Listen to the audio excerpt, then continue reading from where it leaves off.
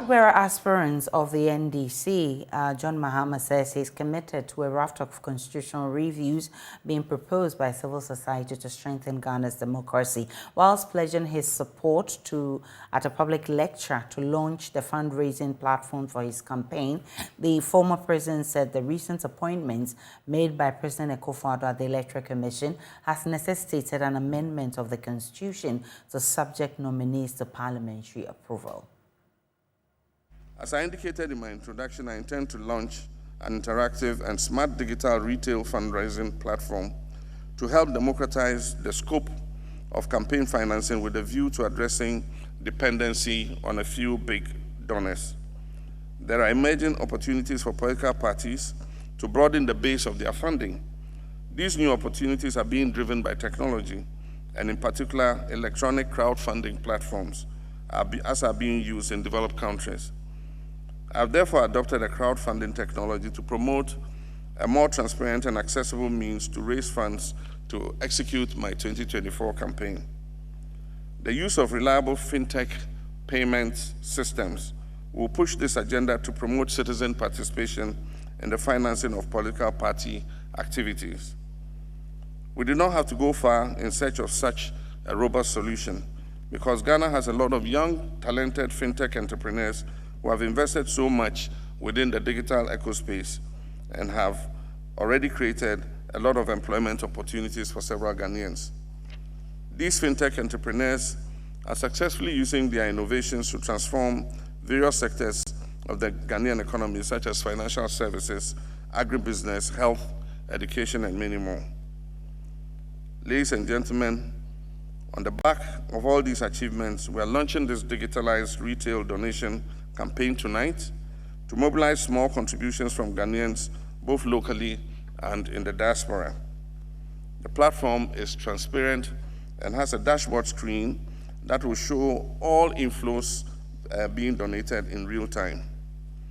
The dashboard is in turn linked to a collection bank account so that proceeds from all the channels can be received directly and used for the intended purpose. 4 channels will be made available for sending donations. These include a John Mahama campaign mobile money number, a USSD code, an official Zenith Bank account number, and a John Mahama fundraising mobile app. There will also be a hotline you can call and access, always to make inquiries. You can also email donations@johnmahama.org. I encourage everyone to donate freely, even if you're shy.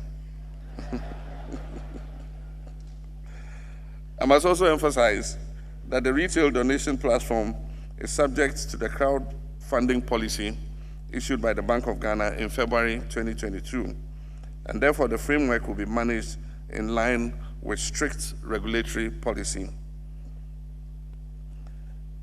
I therefore have the honor to call on the MC to invite the technical team to demonstrate how willing donors can donate to this campaign using the 4 channels. And on this note, I duly.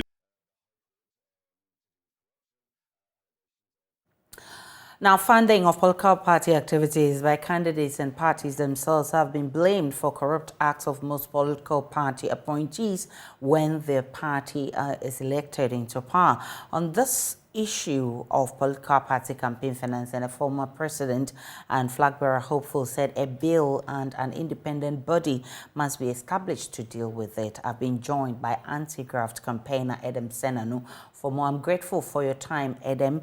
First, what's your take on the current discussion ongoing on political party campaign financing? Well, first to indicate that this exciting and progressive.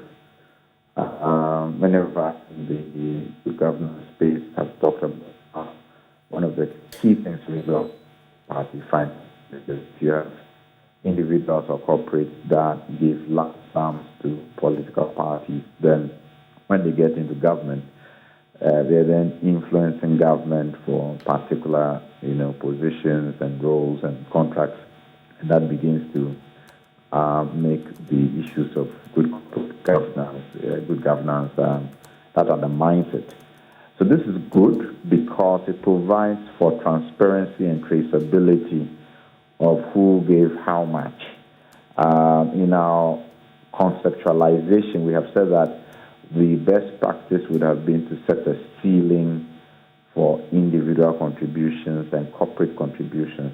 And the intention is that you don't have a situation where a single individual or corporate entity gives so much that they then begin to have expectations of certain returns when people get into government.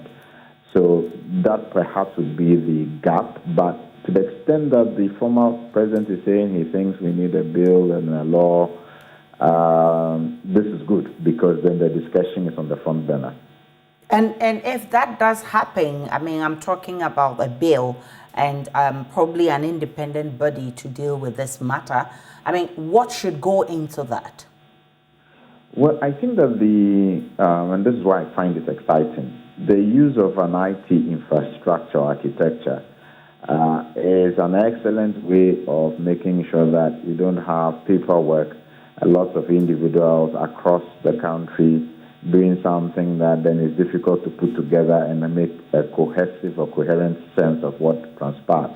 So if the law, the bill law we are talking about, then builds on the back of this experience of their party and say, look, let's do this electronically, it makes it easy for us to be able to tell what goes on. Also, what the emphasis then would be the content. What are you marketing? What are you saying in your manifesto? Because obviously the attraction for why someone will give you his money and not another party would be to the extent that in terms of ideas and innovation, what you have on offer in your manifesto or what is driving your political party campaign is more attractive to A rather than B. So it also provides that opportunity that we move towards an issues-based campaign rather than just the partisan position.